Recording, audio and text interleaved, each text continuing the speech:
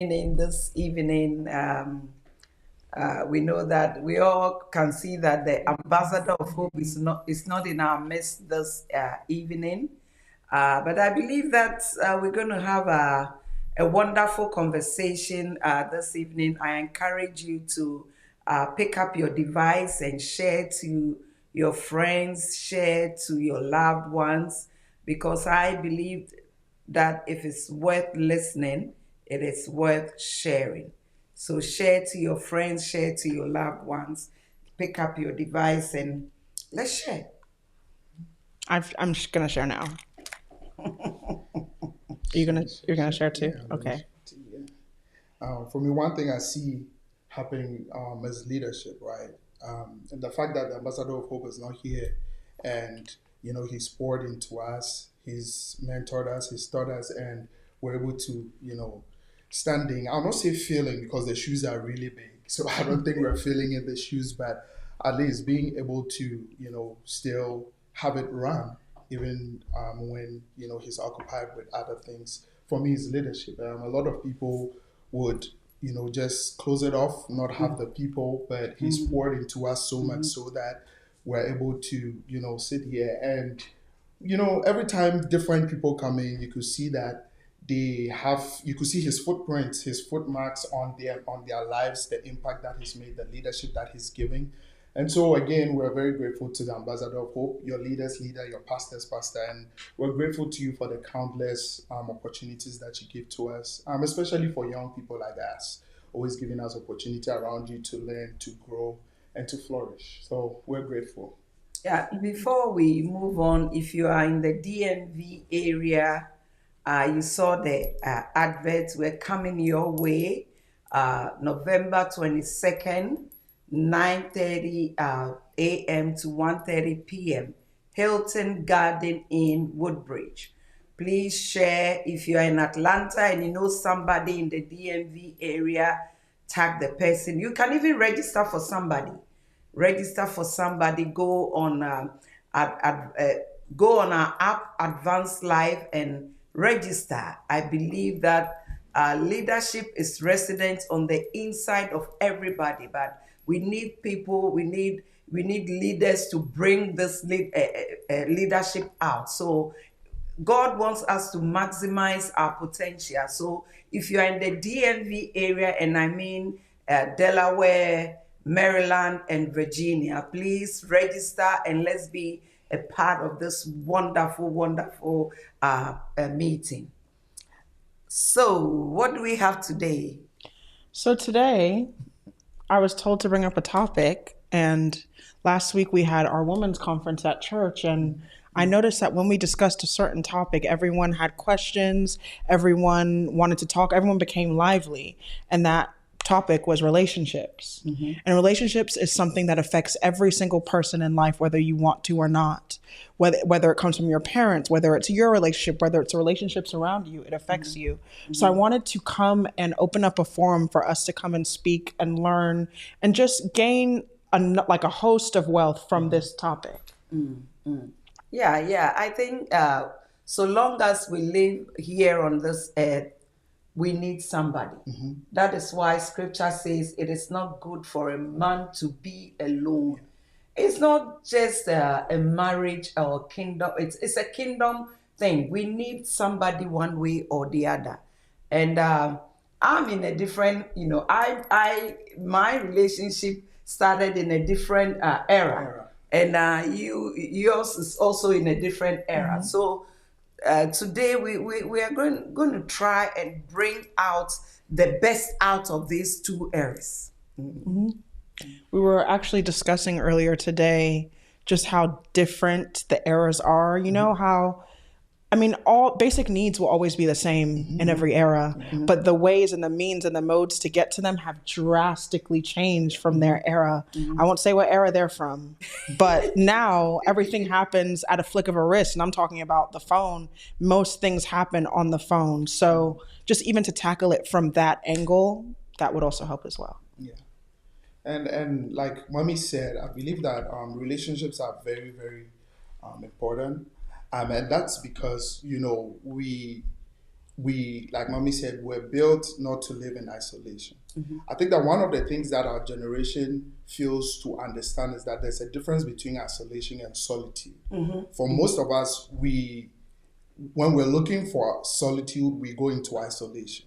But solitude and isolation are two different things. Solitude is, that intentional process of being by yourself, and it can be even involuntarily. So either going into, hiding or going into the quiet just for whatever purpose, or whether it's purposes to pray, to seek the face of God, purposes to take decisions, purposes to deal with, things that are happening to you at that period of time, versus isolation where you lock yourself out from everybody.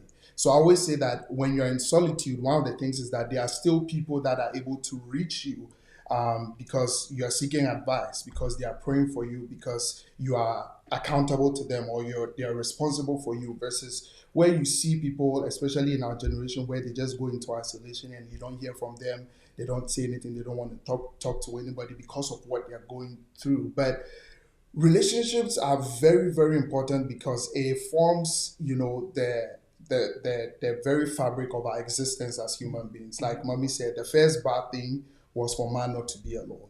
And so when you look at that, and Mommy has said that it's not just with regards to marriage, but it's just the existence that forms society. It's just the existence that forms the very fabric of society. And so relationships are very important. And one thing that I've realized, maybe I'll talk about for us to start our discussion, is how our generation are not resilient at all when it comes to relationships.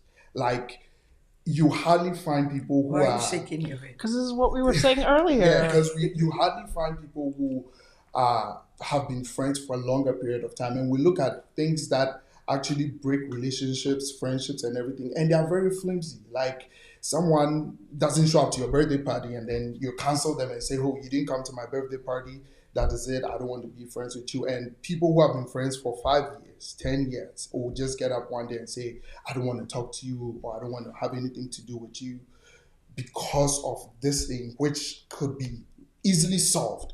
And so that makes me understand that we don't value the relationships that we are building or we have in our generation now. It's like, you can just get the next friend in the next minute and then you're going through, versus how our parents have friends who they've been friends with for decades, 30 years, 40 years. And sometimes the question is, do they fight? Yes, they do fight. Do they have differences? Yes, they do have differences. But the way they handle those differences and those challenges are different from the way we do it. And I believe one of the reasons is because of our understanding of the whole relationship thing. I think we don't understand it. And so for Mommy, what are some of the things, or how are you able to keep relationships for a relatively longer period of time? Like I said, versus our era where you see two people working together as friends today and tomorrow, they're not working together. Do you get hurt? Do you have misunderstandings? Do all your friends do the things that you like, or all the people you're in relationship 100% perfect people? How do you navigate that? It's funny you're talking about that. Last week I was talking to a young person, and I told her that for me, I don't break relationship. That is me. I told her, look at me, and everybody, unless you decide to go, but everybody that has been with me have been with me for a long time. And that is not to say that they haven't done something that I don't like. That is not to say that they are perfect or unperfect, but I look at the bigger picture. I look at, for example, if I'm in a relationship with somebody, been with somebody for a long time, one thing that the person doesn't do right will not let me cancel the person out. You understand? I look at the bigger picture. I look at the person in a long haul. How has the person been with me? It may be, he or she was going through a bad turn in his or her life. So I don't judge the person based on that one thing that he has done, for me, or he has done to me. Okay. So that is, for me, that is how I look at my relationship. So yes, we are human. We are not 100% there. So that, for me, that is how we have to look at relationships. I also think in people in our generation and the generations younger, we also have the fallacy of choice. So we think that, oh, I don't have to foster this with you if you do something that I don't like because I can go and make another friend, or I can go and get another boyfriend, or I can go and take someone else as my sister. I was explaining to my parents earlier that even though the world itself is the same, the world is more open to us than it was to them because of the internet technology and all those type of things. So it's like, why would I stay and work on this issue and become stronger with someone else when I can find someone else that I don't have to work on this thing with? Even though you'll never find someone that's 100%, someone would rather find someone that's 75% rather than stick with the 70% and work it until it becomes higher as well. So I think that's something that we also have to work through. Yeah, I think you talked about resilience,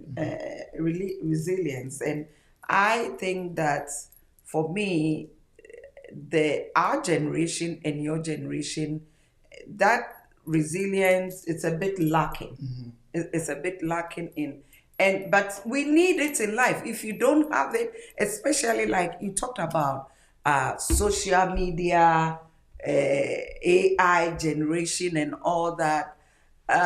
There's so many things that are vying for our attention. There are so many things that if you are not resilient, it might take the hold of you. So resilience is part of a human nature. So and it grows with time. It grows with time. It doesn't just come in a day or whatever, but it grows with time. So, how do you make the distinction between someone that you should exercise resilience with and someone you should just cut off? How do you know? What's the difference? Oh, you know, you we all have the Spirit of God on the inside of us. The fact that you are my friend and you keep hurting me over and over and over, I think I need to, make some decisions. And so that is, for me, that is where the, divide or the cutoff is. You keep hurting me I'll forgive you anyway, but I'll not let you come close to me. Okay. You understand? I don't have any issue with you. We'll still talk, hello, but there are some inner things that I will not do with you. There are some inner conversations that it stops right there. Well, so I think what Mommy is talking about will be the difference between, pulling away versus, burning the bridge. I think that some of us, we just burn the bridge altogether. Like Bishop will always say, you don't burn the school because you completed college, right? And so I feel like sometimes there's also a distinction between, the person is hurting you and everything, you're cutting the person off, but you are not cutting the person off in a way that when it becomes necessary for you to reach out to the person for whatsoever reason, because again, life is interesting. And so I believe that, again, that's something that we'll have to look at as our generation, that, cutting someone off or pulling away from somebody might not necessarily be not talking to the person, might not necessarily be talking bad about the person to other people. It can be that silence that if I see you and I'm supposed to say hi, whatever, I should be able to do it. The only thing, like Mommy's saying, is that I don't share my deep or my personal stuff with you. Like someone said it, I want you to eat, just not at my table, right? And so it's just being able to know that I'm not burning this bridge.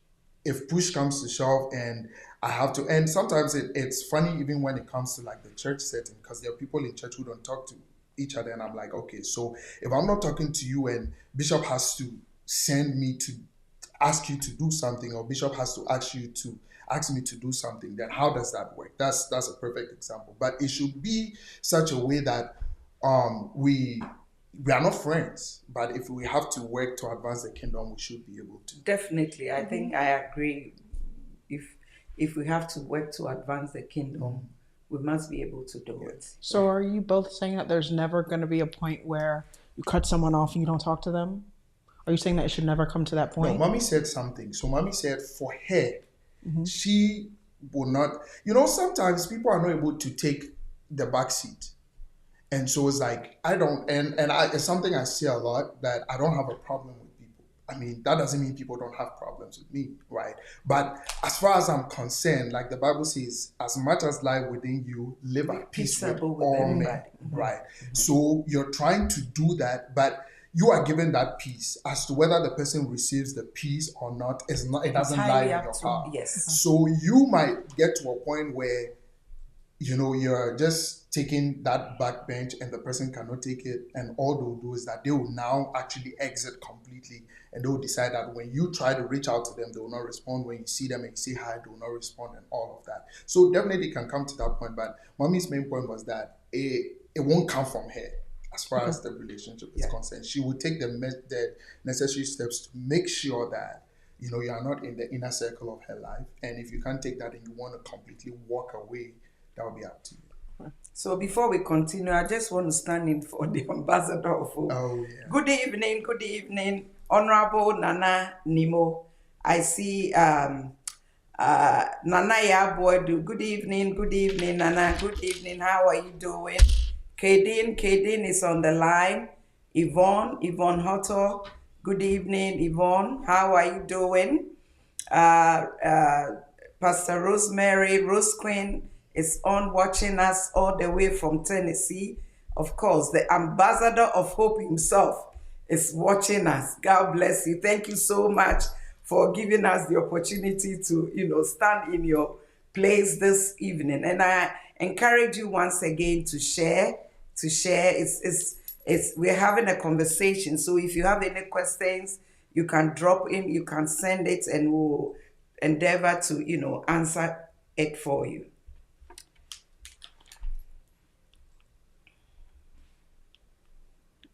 Okay, we're getting some questions in. Just in a quick moment, does anyone have anything to add while we're waiting for the questions? Oh, do you have any questions? I have a question. Someone has a question. Oh, okay.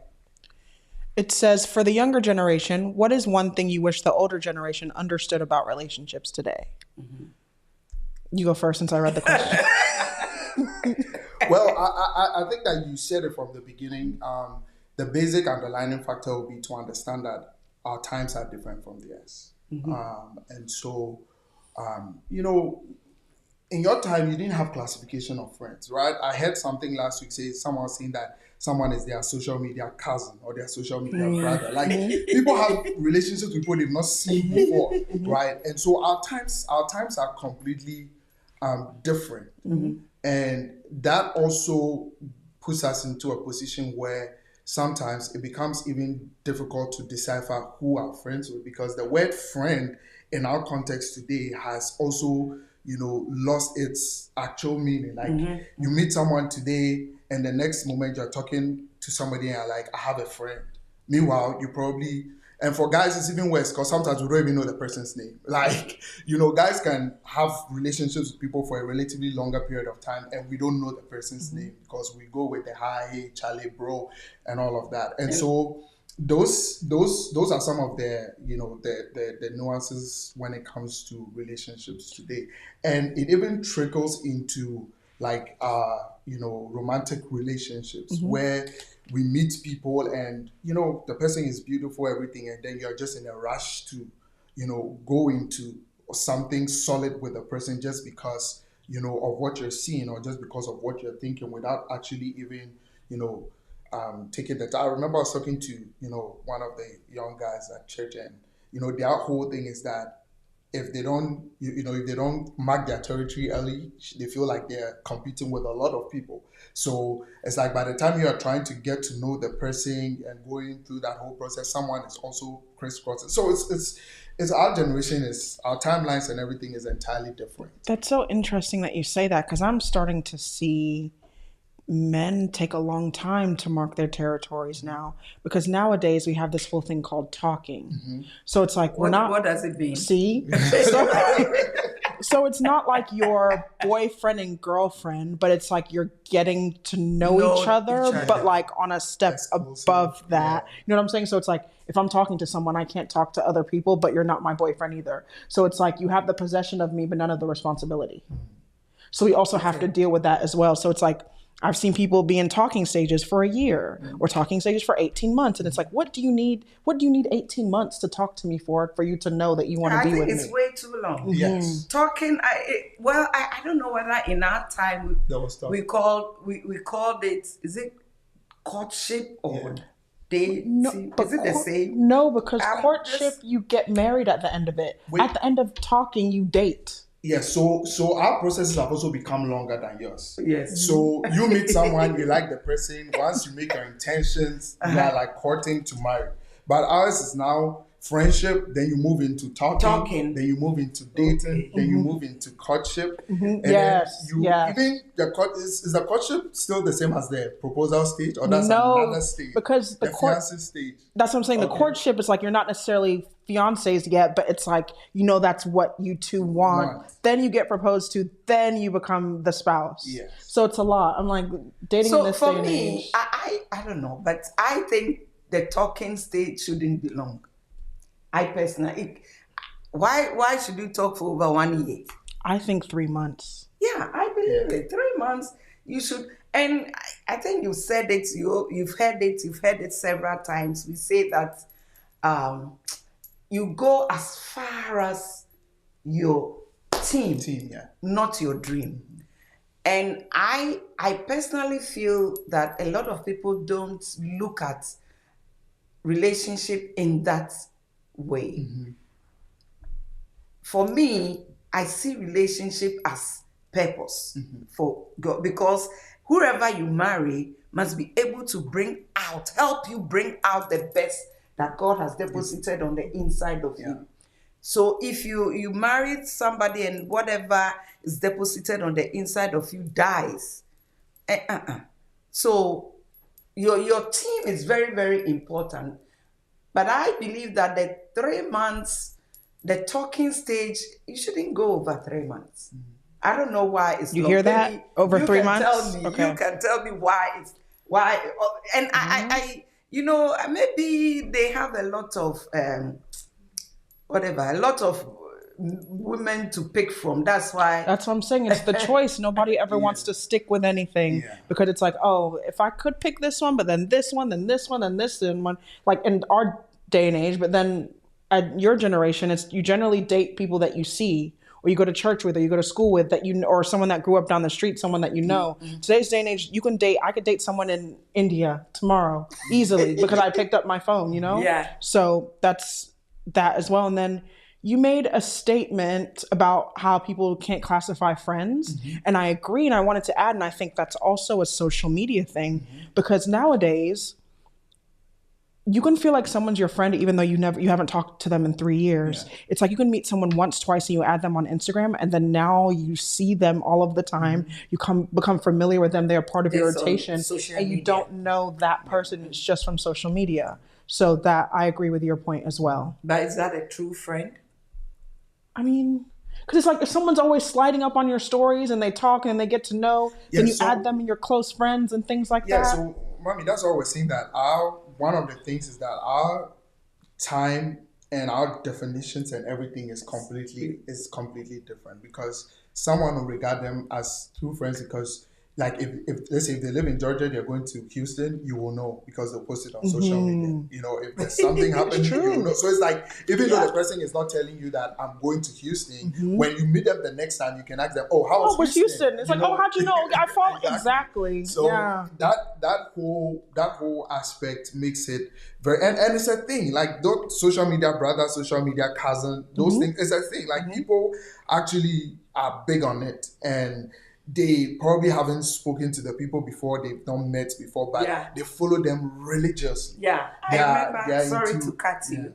I remember when we went to Ghana, I had a few people come to, "Oh, you are my social media friend." Social. Oh, I'm like, "Oh, okay, really? Let's take a picture. I'm going to put it." So, I mean, like you said, it's changed. Yeah. It's changed, so you can continue. Yeah. So, I mean, when it comes like that, I feel like that accounts to, us not even being able to cultivate physical relationships well. Because every time we go, even when we go out to eat or anything, everybody's like on their phone. and we're checking out and talking to people who are not even in the room with us at that material moment. And so again, that social media, when Nikki was saying that we have the fallacy of like choices, like we feel like we have too many options. If you don't want to talk to me now, there's somebody on Instagram I can just slide into the DM, and talk to and all that. But again, I think one of the things that we'll have to step back and deal with is look at the art of cultivating like authentic, genuine relationships. Relationships where people are saying that you are my friend not because of anything they can get. Because again, there's another aspect of relationships in our culture today where it's all about what you can get. It's all about who you are. So for somebody like Nikki, everybody wants to be their friend because of who her parents are. Right? Maybe I'm just a good person. it's so being able to cultivate the very genuine relationships where that relationship will go through that process of being tested, go through the process of being with you through thick and thin, and making sure that everything you're doing, the person is in on you, and their motive is as clear as rather than having to be there. And if I'm not able to get what I want from Nikki, that means that at that point Nikki is not my friend. I'm dumping her off to the next person who can actually get my needs or help me at that material moment. So then my question is, do you think this era of relationship where it's mostly or basically on social media, do you think it's a good thing compared to our time where it's sort of a physical, more of a physical relationship? We can't compare. Well, I think I'm double-minded about it, maybe. I think two ways. Because if the whole world is going online more and more and more by the day, then what is the big problem with things being more online? Because, you know what I'm saying? Like, not everything... Like, if we live in a digital world, then why wouldn't the relationships be digital? But the half of me that grew up without a phone, without readily like if you want to go on the computer, you had to go to your parents' room and wait and make sure no one's calling, because if someone called while the internet was on, the internet's going to go away. But part of me is like, we need people, we need physical relationships, we need community in that way. But it's like, when you go out, there's going to be a point in time where everybody's on their phone. And it's like, even though I'm sitting by you, and we could be talking, I'm sending you memes and TikToks because I find it funny, and then we're both sitting on our phones and laughing together. So to me, it's like sometimes we're like still getting that, even though we wish it could be different. So maybe it's just different.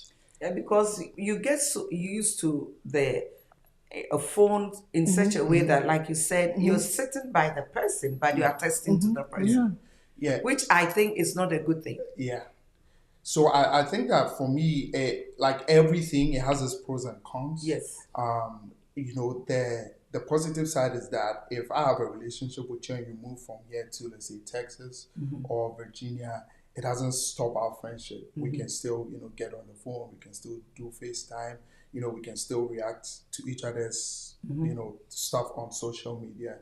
But for me, I think that the biggest thing is that we are gradually losing that, in person, physical, like you're saying, back in the days, if let's say you're my sibling and siblings do that a lot. They're sleeping with like next door, and then they're still chatting like over text, and it's like there's no. At what point do we gather to sit as a family? And that is translating from the family unit, because that was how, for me at least, I'm not too old, but for me, I feel like one of the ways where family beliefs, Christian culture, and everything was passed down to us was through that family connection, where we sat down and, things happen. You sat down and someone made a mistake, and then they give you a whole lecture as to why that is wrong, that is not done, right? Versus now, it's like we're losing that aspect of, But to counter you, I feel like that can be done in a family group chat. If everyone's on their phone, and if I've done something wrong, you can send me a text or a voice note or something in the chat. Family group chats, I know that family group chat, except there are few that are very effective. But, for me, I prefer speaking to texting. It's a lot because there are certain things that can never be conveyed through text in its Yes, I fullness, in agree. its entirety. So when I'm talking to you physically, it's what I'm saying, it's you're having an impression of what I'm saying. You're decoding what I'm saying in the right way because you're having a wholesome you're having a wholesome message from me. You're not just hearing my voice, you're seeing my face, you're seeing my eyes, you're seeing my hands. So if I'm saying it and I'm upset, you can tell. If I'm not upset, you can tell. If I'm inviting, you can tell. You have a wholesome, that communication is wholesome. But if I send you a text, We hide behind that. you can interpret it in any way you want, and True. that might not be what I'm trying to communicate with you because again, you're not getting the whole picture. Yeah. And so if I want to say do this and I tell you in person, it's easier for you to do it than when I text it and sometimes like, are you commanding me? Are you upset? How do you, you know, versus when I say you're looking at my tone, my, you know, my whole Body language, body and language everything. and everything. So for me, I think that nothing ever beats, you know, the face-to-face interaction that I we have agree. with people. And that is what we are like. And that's why a lot of the young people, they can't even look in your face when you're talking. Yes. Eye contact is a thing of the past. Yes. Because It's true. because right now you're meeting people who, when you're texting with them, and it happens to me at church a lot, like people will text you on social media, they are all loud, and then when you meet them in person and you're asking them a simple "how are you doing," it becomes a problem because they are not able to look into your face. They don't have that connection. That's what I'm saying. That connection is first built at home. How to speak to an elderly person, how not to talk when an elderly person is talking, how to receive, you know, constructive criticism from elderly people. We don't have that. And so sometimes even when you're talking to people and you don't mean wrong or you don't mean bad, they assume it because they don't see it. And when someone tells you that even my mom doesn't talk to me like that, how can you talk to me like that, right? It's not because what you're doing is wrong, but that's the truth. My mom doesn't talk to me like that. I've not had that encounter. I've not seen it before. So now it's new to me. I don't know how to decipher whether it's good or it's bad. It's just that I haven't seen it before, I haven't experienced it before, and this is how it's making me feel. So don't you think we have to be intentional in at least staying away from whatever social media a little bit? I try. We got her to say a word. Intentional. It's true. Yeah, but I think that 100% that's one of the ways, like being intentional, having that family time, putting away, you know, the phones and the gadgets. And now, again, something that I've realized, a trend that I've realized that is worrisome is even now the gadgets have become a way through which even parents, you know, get to keep babies away. And so right now it's worse because I didn't have screen time till maybe I could spell, right? Yeah. But right now it's like you meet children and They have they their want iPad. to take your phone, and if you don't give them your phone, it's like they are wailing, and because that's how. And so for me, I'm afraid that it might even get worse because it's now starting at a very relatively younger age. Okay. Right, and so all they know is screen time, and up to now you can see when they are watching their cocoa melons and all that, and you talk to them, they don't want to listen, they don't want to eat, That's they true. don't want to do anything, and some parents are okay with it because it affords them the time to do, you know, the other things. But I think that, like Mommy is saying, finding the balance in order to know when we're having that family time where it's face to face, we're all talking, we're all, you know, because again, for me, I feel like that even also warrants parents not really knowing their children. Yeah, it's true. You know, so there are certain things that when you tell certain parents that their children are doing X, Y, and Z, they'll be surprised because in the house it's like, oh, he's very quiet. She doesn't even talk, but she's actually talking, just not talking to you or just not talking in the regular way because she's talking to people on social media. She's, you know, texting friends and all of that. So, yeah. So, like I said, I think we have to be intentional because we live in a time where, let's say, you drive for 10 minutes, you leave your phone at home, you turn around, go grab your phone. Yeah. You know, Nikki and I were having, this afternoon when we went out for lunch, she talked about something, what did you say, third space. Oh, yes, we have a lack of third spaces in our generation. And can you explain? And I told her, what's third space? I asked her, What's the third space? So what is the first space? Is it like work/school is the first space? Second space is... I think the first space should be like home. Home, yeah. First is home. Second is like work, school. And then I was telling my parents that today's age, the third space is the internet. That's where people go to have fun, talk, build community, find relationships. Everything happens even go to church happens on the internet. So I think with your generation, you all were more likely to get up and go somewhere and have physical interactions with people. We don't have that as much. If you think about, what's a place that your kid just goes to hang out? Probably little to no. If your kid isn't like involved in a sport or something like that, you're probably not going to get that thing at all. Yeah. So if you have any questions, please. We have one.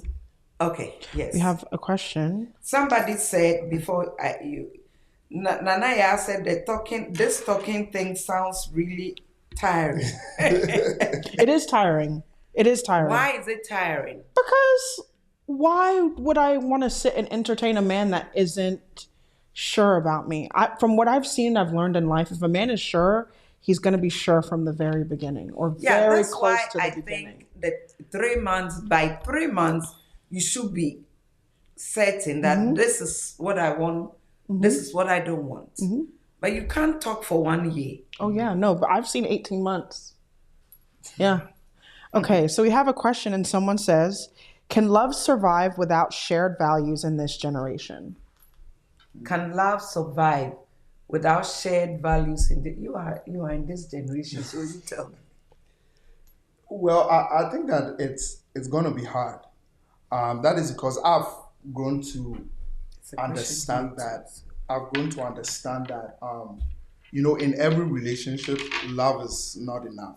Love is a factor, but love is not enough. So, how are you going to, if the love already is not enough, then how are you going to survive with the misunderstandings that your lack of shared values will bring? Because if you don't understand or you don't agree with me to a certain level, sometimes love would give you the opportunity to, tolerate that. But in the event where that love is not existent at that period of time, then what happens? Because one of the things that I've realized is that outside of the love, there are things that, we hold on to, especially when you're with someone. So if those values are very critical values, then I think that the love will barely survive. It will suffer. It will be actually hard to go in, because I've heard people say, I love this person, I like this person, blah blah blah, but maybe we are of a different religion, and because of that, it's like, how are we going to coexist if our religious worldviews are completely different. Right? At that point, someone has to lose something. Yes, something's gonna give, and in this situation, most of the time, love is gonna give. Yeah. At the end of the day, because if I'm not able to understand you, and when we talk about shared values, it becomes something that becomes a repetition throughout. Sometimes I've had experiences where sometimes I feel like we've spoken about this and I feel like I'm okay. Oh, you said you won't do this. I said, okay, it's fine. And then along the line, I realized that no, even though I said, okay, it's taking a toll on me. It's hard. So what do I then do? We have to revisit that conversation. And it's like a back and forth. And love is also a sacrifice. Yes. So, and it evolves. Yes, it evolves and you have to sacrifice.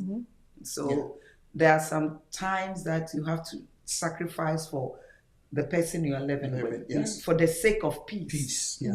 Yes. I feel like there's certain morals and values that you literally cannot bend on. Those things need to be discussed quickly into the relationship before you even attach too many feelings in there, so where it becomes foggy for you to think about it.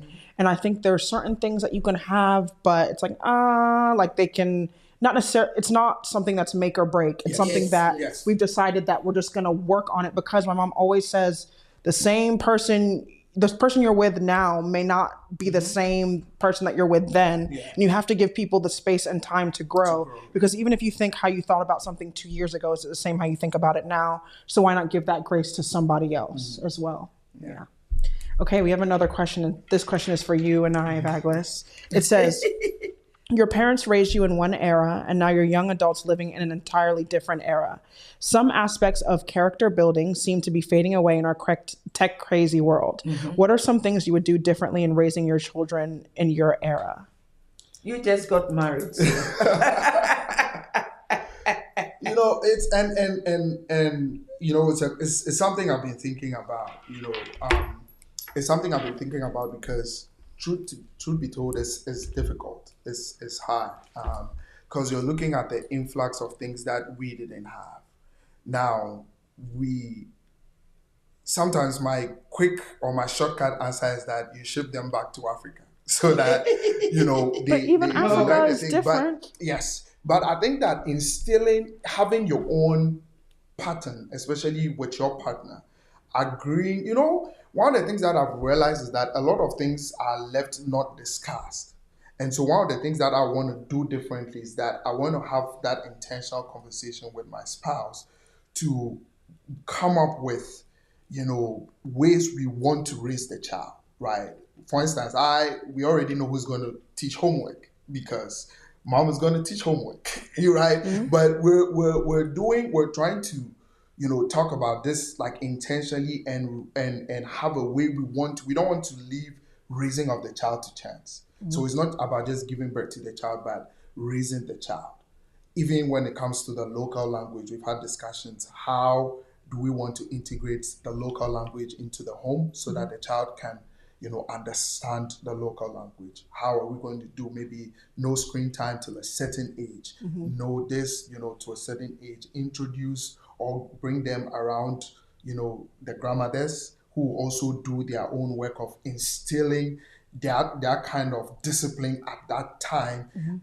Into the unfortunate thing is that the grandmothers change when the grandchildren come. That's true. They are nicer. They are nicer. The more grandchildren, giving, all of more that, giving and everything. But yeah, I think that for me, it will be one of the things that I'll do differently is to raise, you know, my children like with intention. Like intention, like the word intention raised to the power of 10.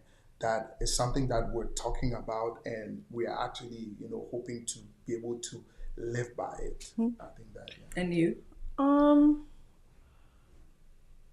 I think, I don't know. I always say that I would never trade my parents for the world. I feel that God is really a God of order because he placed me with the perfect people, from my siblings to my parents. So I can more say what I would keep the same. My parents raised all of us with very high self-esteem. And I've noticed that me having high self-esteem has saved me from a lot of things in this life.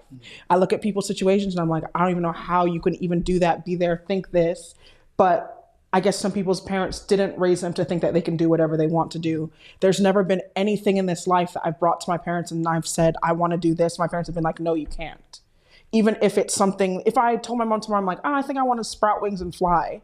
My mom would be like, okay, well, drink this herb, do this. You're more likely to grow wings. Like, you know, even if they don't think I'll go, like it will happen. Yeah. They'll give me practical steps and lessons and efforts to help me fly. Now, if I stood on the roof and I was like, okay, I'm about to jump off, my mom would be like, wait, I'm going to bring some mattresses just in case. You never know. You know what I'm saying? So, and it's helped me have that mindset in everything. It helps me apply for things that I know that I'm less than qualified for. It helps me be able to walk into rooms and not have to second guess myself because even though I'm an innately shy person, it's like I have something in me that doesn't ever let me feel that anyone else is better than me. So I plan to 100% have my children feel the exact same way about themselves. So I feel like I also think that low self-esteem is unchristian. I feel like if you believe that we're truly made in God's image and you think the way of God, how we're supposed to, how can you feel anything bad about yourself? Yeah. So, and especially in today's social media age where my kids, of course, they're going to have social media at some point. Like it's inevitable. But when we see when you open up Instagram and everyone has a BBL 12 lip injections, 18 pounds of makeup on, 42 filters. You know what I'm saying? Like there's, of course they're going to think certain things about them, but I'll let them know that they've always been fearfully and wonderfully made. So I will have that instilled deeply in them, like my parents instilled deeply in me. And then also I'll just spend a lot of time with my children. Like physical full time, so that no one can ever come and tell me anything about my child. I already know, that I don't know. I know my child. I've raised them. I know them. So I want to know my children as people, and I want my children to not only know me as their mother, but to know me as Nicole and know who I am as a person. Yeah. So in my generation, my generation was the shouting generation. Yeah. I agree. Our moms used to shout and, scream. Well, fortunately for me, my parents were never beaten as children. Really? No. Okay. No, we didn't have that style. My mom was a shouting generation. And so when I had kids, of course, that's what I saw. Yeah. So, and I believe that every child is different. So you treat them differently. For example, if I tell Nikki one thing, she will say, okay, I'll do it. She won't do it. Second one, okay, I'll do it. She won't do it. The third one, I'll shout. And that's what we'll get. Yes. But then that will make me really not want to do it. And it will make her really not want to do it. Yeah. Unlike Brandon, it's totally opposite. Yeah. Tell Brandon once, twice, it's done. Yeah. And so, when I had the first two, actually, it was really a shouting generation. Till gradually, intentionally, I changed a little. So Brandon is, if you scream at Brandon, it's like you spoiled his whole world. You put him off completely. Yeah. So if I had to do it all over again, that shouting would be out of the way. I also plan not to shout at my children either. I think I have one question for Mami. Yes. And this is a quote from The Relationship. And, ever since I saw that quote, I've been thinking about it, but I want you to expand on it a bit. It says that the success of your marriage is not only dependent on finding the right partner, but in the ability to adjust to the real person you inevitably realized you have married. And for me, it's the inevitably part. Like, like Papa will say, the person standing here is not the person you're taking home, right? And he said that, on my wedding day, says the person standing here is not the person you're taking home. And for me, I want you to just talk about how to deal with that, inevitable realization that at this point, like I've logged in, we're official, everything is okay. And then it's like you just going to open the can and it's completely different from what you thought you were getting, right? How do you deal with that? Add to his question, how do you also deal with the real you because if someone else is being if someone else is changing, you're also changing. So how do you deal with the you that comes out because you're in that relationship as well? So both together. So remember when we started, Nikki said somebody would go for 75% whatever than a 70. Everybody thinks that if I'm going in a relationship or if I'm marrying, I'm looking for a perfect person. But once you get into, and again, I tell people that it doesn't matter how long you've dated, it is totally different from marriage. And I'm sure dating is totally different. So I don't know why people date for a long time. Because once you get into marriage, it's a different world altogether. And so once you get into the married thing and you realize that, I thought my husband was this, I thought my wife was that, but it's not really what I expected. So you are locked in. You adjust, number one, and you make it work. You look at and of course, there are lots of things about the person that outweighs what you don't like. In every relationship, look at the good thing about the person that outweighs what you don't like. So once you look at it in that way, the 30% or whatever percent that is not good about the person, you can take it. But in taking it, like we said, we all grow. We adjust in every relation. Every child the child is born, and we expect the child to grow. That is what God expects us. We must grow in our relationship, in our attitude, the way we behave, the way we talk, and that kind of thing. And in every relationship, it takes two. One person can never make the relationship work, because it will get to a time where the person might get tired. And if you get tired, the relationship is over.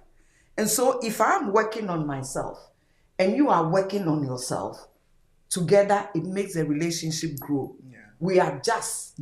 We, okay, there are some things that, like we said, there are little things that it doesn't really matter in the relationship. Because we are not perfect and we don't look at those things. And so once we allow, and again, you cannot change your spouse. He cannot change you either. So we change ourselves. You change ourselves, and we allow the Holy Spirit to do a work on the inside of us and in the relationship. So the success of every marriage is determined on, the person that you realize that, oh, this is what I've settled for. This is what God has given me. And together we can make the thing work. Great answer. My takeaway, in every relationship, it takes two. It takes two. And I am never a believer in one person working on the marriage. It doesn't work. No, it doesn't. And most of the time, I know it's a different forum. So, one last question. I think it's almost time. Is almost yeah. up. Yeah. One last question. It says, how do you define love or commitment in today's world? You are the well, you live in the world and Gen you see. Z's. I mean, like, again, talking to the quotes you just brought, if you've realized that this is what I'm in for in the marriage, we are committed to the marriage. Love, again, you said, for me, love is the foundation. Love is the base of it. You and I need to be committed in the relationship for the relationship to work. I think Daddy has given this analogy before, that it talks about the chicken, the egg, and the chicken and the bacon, the pig. Yeah. The chicken laid the egg and just left. But the bacon, the pig was committed. Yeah. In every relationship, in order for the relationship to work, you have to be committed to the relationship. I'm committed to it. And once we put our mind to it, it doesn't matter what obstacle comes your way, you'll be able to handle it. Yeah. And I say it every time. Oh, people say, oh, marriage is difficult. Nowadays, you hear it a lot. Yeah. Oh, it is hard. How are you able to do it 43 years? Honestly, I don't even feel like we've been married for 43 years. It's because the both of us were committed in the relationship. And once the both of us are committed, it makes the relationship easy. Yeah. I think I'm at the point in life where love is commitment. So I'm not even really seeing them as two different things. Yeah. It's like, because commitment is the fruit of love. So it's because I first loved you, then I'm able to work through these things with you, and I'm willing to do all these things with you. Yes. So they're starting to become one to me. Yeah. And that commitment is basically just, for me, it starts by waking up every morning to make that decision again. It's a decision. I'm with this person, and every time I wake up in the morning, it's like, I still stand by the decision to be with you. But the question is, in today's world, is it like that? It's, for me, I'm in today's world, and it's still like, not with everybody, but people are making it work. Yeah. And the famous Romans 13, the book of love, it's patient, it's kind, it's not self-seeking, it is not proud. All this come to play in your relationship. It comes to play in your relationship. I would say in today's world in general, they've separated love from commitment. It's like even with the whole talking thing, it's like people are saying I love you while they're talking, but you haven't committed to me. So it's like, so they've separated the two and they are living life that way. So people look at, okay, once the love or whatever, the fuzzy feeling has run out with this person, then I'll go to someone else and get the fuzzy feeling at this person. And they'll just keep moving like that. So I think in today's day and age, it's pretty much like that until I guess people get tired and they're like, okay, I want to settle with this one. So I think in our age, we are missing the commitment part. I think that a lot of people, and that's why we have people doing the talking stage for 18 months, because they're afraid to commit. Because in the talking stage, if I have to be somewhere, you can't necessarily ask me. I don't require to tell you that I'm here or I'm doing this, because we're talking. And like you're saying, sometimes for me, I'm confused with the talking stage, because talking stage involves everything. Everything. There I love yous, there, spending quality time together, like all of that, except for the fact that there's no commitment. And for me, I feel like that's some of the things that some of us in our generation are afraid of, the commitment. That's why accountability. And accountability. And that's why it's like, well, I haven't said anything to her. Yes. Yeah. Yes. Nobody can blame me. I didn't just say friends. anything Yeah, to we're her. just literally, yes. Meanwhile, you're taking her money. Yes. Okay, well, this has ran longer than we thought it would. We've been having a great conversation. Questions didn't come early, but They're coming now. Yeah, someone has a question. It says these days a lot of people, from Daniela Ivo, says that these days a lot of people are suggesting to living together with your partner under the same roof for some time in order to get to know each well before marriage. Please, what do you make of it? That's a good question. Well, I didn't do that.